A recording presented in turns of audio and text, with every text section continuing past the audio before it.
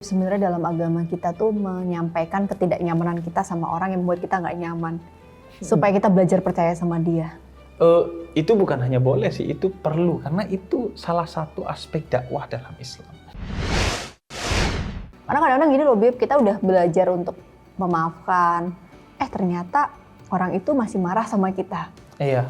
Kita udah belajar untuk berdamai, udah berusaha untuk percaya sama orang. Kita ditipu, Bib. Benar. Ternyata dia mengambil keuntungan dari relasi kita gitu. Nah itu gimana ya Bib cara menghadapinya? Kalau aku sih pertama ya, pasti kita menyeleksi ya, untuk percaya kepada orang. Setuju. Tapi kan pada titik tertentu ada hal yang tidak bisa kita seleksi lagi kan. Yaitu? Misalnya ini orangnya udah tampaknya baik, terus track record-nya baik, semuanya sudah baik, tapi kan ada hal-hal yang di luar kemampuan kendali kita untuk membacanya yang menyebabkan kadang kita tertipu di sana. Karena itu kalau aku prinsipnya, kesempatan pertama itu berhak diterima oleh semua orang. Semua orang berhak mendapatkan kepercayaan pertama kita setelah kita seleksi.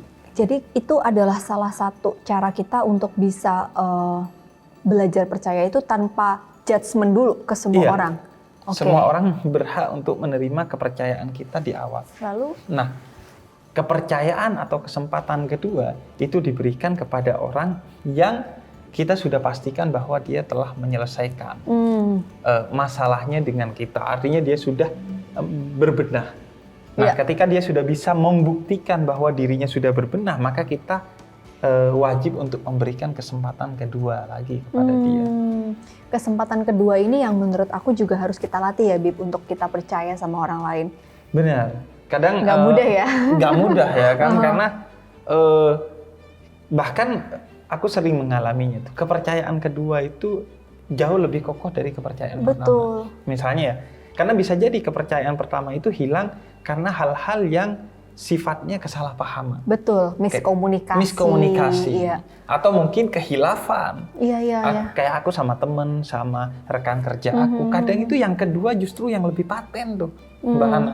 Pertama ada masalah, kemudian aku kasih kesempatan kedua, dan yang setelah kedua ini nggak pernah ada masalah lagi. Tapi boleh nggak sih Bib, sebenarnya dalam agama kita tuh menyampaikan ketidaknyamanan kita sama orang yang membuat kita nggak nyaman. Supaya kita belajar percaya sama dia. Itu bukan hanya boleh sih, itu perlu. Karena itu salah satu aspek dakwah dalam Islam. Artinya mengatakan kepada dia sejujurnya apa yang dia butuhkan. Itu untuk circle manapun. Artinya gini nih, kadang-kadang kan orang ini nggak terlalu dekat sama kita. Dia bukan circle satu kita. Cuma dia membuat kita nggak nyaman gitu. Nah, somehow penyakit hati yang membuat kita jadi suudon itu adalah pada saat kita tidak menyampaikan ketidaknyamanan itu gitu. Benar. Dan akhirnya kasihan kan, akan banyak orang yang bernasib seperti kita di lingkaran dia. Aku lagi belajar untuk seperti itu loh, Bib.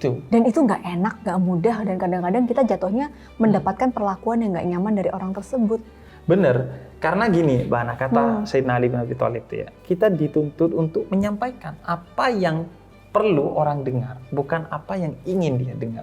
Nah, seringkali ketika kita menyampaikan sesuatu ke teman kita tuh hanya apa yang ingin dia dengar, bukan apa yang perlu atau butuh dia dengar. Supaya tidak menyakiti gimana, Bib? Karena kan cara menyampaikan sesuatu itu orang berbeda. Ada yang agresif, ada juga yang pasif agresif. Jadi di depannya baik-baik aja, ternyata di belakang dia secara masif menyampaikan ketidaknyamanannya di belakang kita gitu, Bib. Sebenarnya ya ketika orang itu sudah ada trust dengan kita, maka bahasa itu menjadi tidak begitu berpengaruh lagi. Bahkan kuncinya itu. Ketika kita udah deket banget tuh, bahkan nggak butuh bahasa. Dia udah paham gitu ya. Iya. Misalnya kita curhat, dia akan bilang, ya udah gua ngerti kok perasaan lu. Padahal kita belum ngomong nih, masih. Dan makin baru ngasih pembuka, udah gue ngerti kok perasaan. Udah gue maafin. Jadi bahasanya gitu ya. dari hati ke hati. Dan makin dewasa tuh kayaknya kita punya circle yang di level itu tuh makin dikit nggak sih, Bib? Aku merasa seperti itu. Iya, makin dikit karena memang akhirnya selektif kan. Jadi makin belajar untuk trustnya lebih susah lagi gitu. Kayak kita ini deh, aku sama istri aku dulu ketika belum nikah, bahasa itu menjadi sangat kompleks. Bareng. Iya kan? Bener banget. Kompleks. Aku juga gitu sama suami. Kita jaim lah, kita pencitraan lah. Faking gitu masih menjaga image gitu ya. ketika udah menikah, bahkan ada momen di mana kita nggak perlu ngomong, atau bahkan kita buang angin dan selimutnya kita tutup agar istri kita juga merasakan kenikmatannya. Artinya candaan itu menjadi keakraban. Tapi kalau itu orang lain nggak mungkin kita melakukan itu. Dan kalaupun melakukan itu orang akan tersinggung karena tidak ada trust itu. Karena itu menurut aku trust itu penting dan basic utama trust itu harus dibangun dari keagamaan kita. Artinya gini, pertemanan kita itu harus selalu bersifat segitiga kalau menurut aku, Mbak. Dimana di atas itu Allah, kita di kanan, teman kita di kiri. Sama kayak pasangan juga begitu. Semakin kita dekat kepada Allah, semakin kita akan dekat tuh kedua orang yang berteman ini. Nah, itulah yang dalam surat Al-Zukhruf ayat 67 Allah katakan, jadilah teman bukan hanya di dunia, tapi di akhirat. Masya Allah. Karena orang yang berteman karena Allah di dunia, maka di akhirat dia akan berkumpul.